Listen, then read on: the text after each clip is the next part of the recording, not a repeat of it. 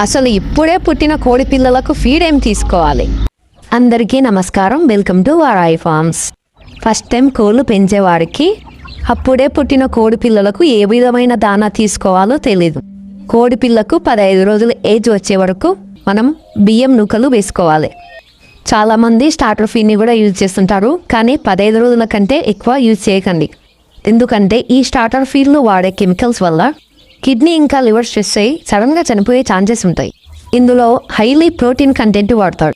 Chicks waste నుంచి ammonia content అనేది ఎక్కువగా ఫామ్ అవుతుంది. దీనివల్ల కోడి కళ్ళకు మరియు కోడి శ్వాసకు ఇబ్బంది అవుతుంది, కోళ్ళు చనిపోయే ప్రమాదం ఉంది.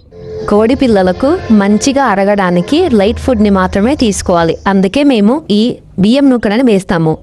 వీటితో పాటు కోడి పిల్లలు త్రాగడానికి కేవలం నీరు మాత్రమే కాకుండా అందులోకి కొంచెం బెల్లాన్ని వేసుకుని ఇచ్చుకోవాలి.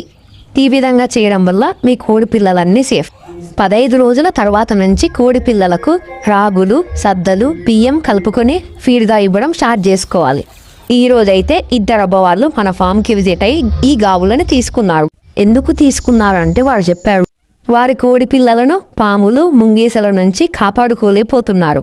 ఇలాంటి గాబులు వాడి అందులో వేసుకోవడం వల్ల కోడి పిల్లలు సురక్షితంగా ఉంటాయని చెప్పి వారు చెప్పారు.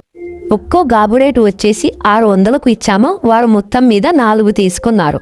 ఇంకా ఇలాంటి కోళ్లకు సంబంధించిన వివరాల కోసం వారాయి ఫార్మ్స్ని సబ్స్క్రైబ్ చేసుకోండి. ఇలాంటి ఇంకో వీడియోతో మళ్ళీ కలుద్దాం.